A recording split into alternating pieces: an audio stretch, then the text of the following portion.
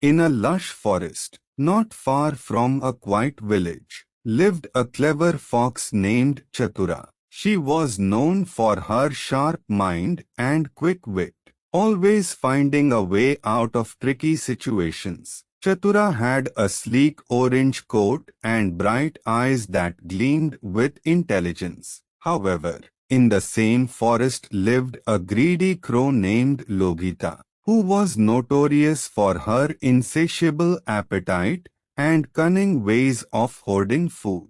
One sunny morning, Chatura was wandering through the forest when she spotted Lobhita perched high on a tree branch. The crow held a large, juicy piece of bread in her beak, lightly stolen from the village. Chatura's stomach grumbled as she eyed the bread. That would make a perfect meal, she thought, a plan forming in her mind. Chatura approached the tree with a friendly smile and called out to Lobhita, "Good morning, Lobhita, you look radiant today, as always." Lobhita, flattered by the fox's compliment, puffed out her chest with pride. She loved being admired and praised. Chatura continued, "I've heard that you have the most beautiful voice in the forest. Would you sing a song for me? It would brighten my day." The crow, delighted at the chance to show off, forgot all about the bread in her beak. She opened her mouth to sing, and as expected, the bread fell to the ground. Quick as lightning, Chatura snatched it up and began to walk away with a satisfied grin.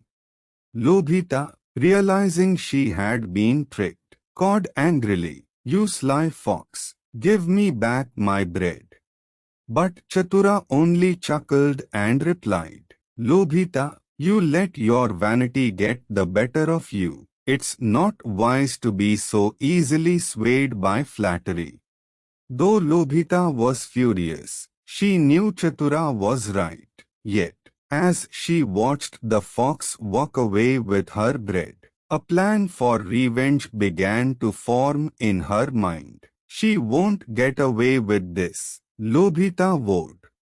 The next day, Lobhita kept a close eye on Chatura, observing her every move. She noticed that the fox often took a nap under a large tree after her morning walk. Lobhita decided this would be the perfect time to strike back.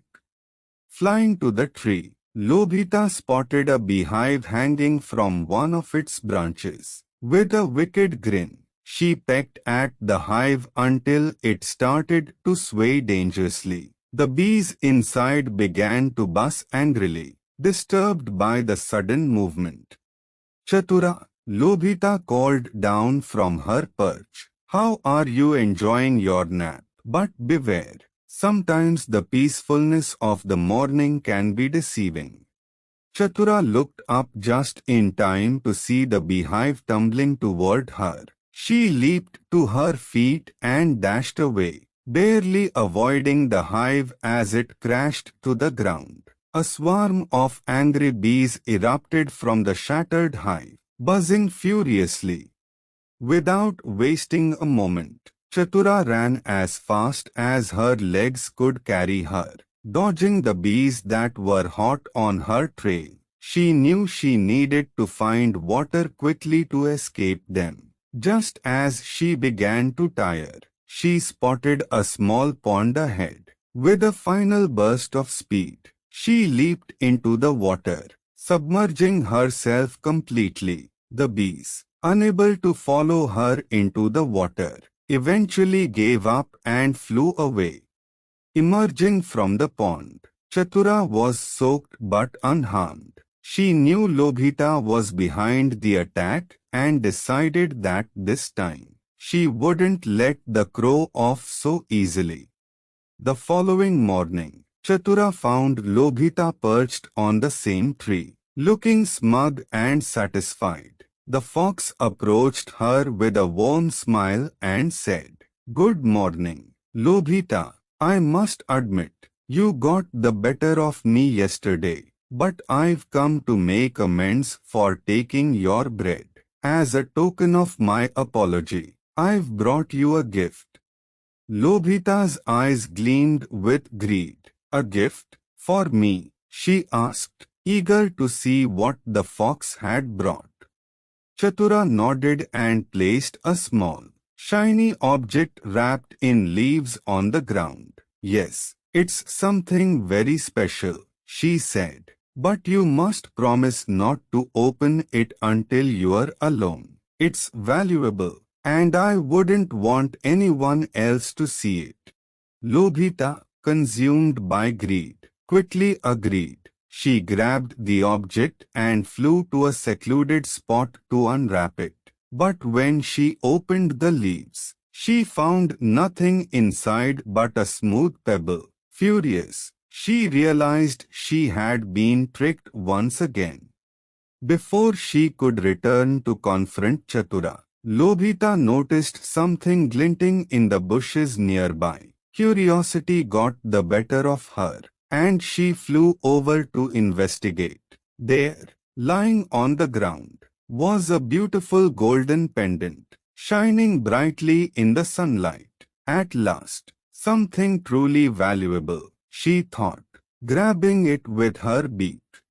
But as soon as she picked it up, a net sprang up from the ground, trapping her. Chatura emerged from the bushes, smiling slyly. Greed can lead to your downfall. Lobhita, she said calmly, if you had been content with what you had, you wouldn't be in this situation. Lobhita struggled in the net, realizing her greed had led her into trouble once more. Please, Chatura, let me go. I've learned my lesson, she pleaded. Chatura considered the crow's words and decided to show mercy. She freed Lobhita from the net and said, remember this day, Lobhita, greed and vanity will only bring you misfortune. Be wise, and you will avoid such traps in the future. Humbled and ashamed, Lobhita flew away without a word, leaving the pendant behind. From that day on, she learned to control her greed and never again allowed her vanity to cloud her judgment. Greed and pride often lead to one's downfall. It is wiser to be content and humble. For those who let vanity and greed guide their actions will inevitably find themselves trapped by their own desires.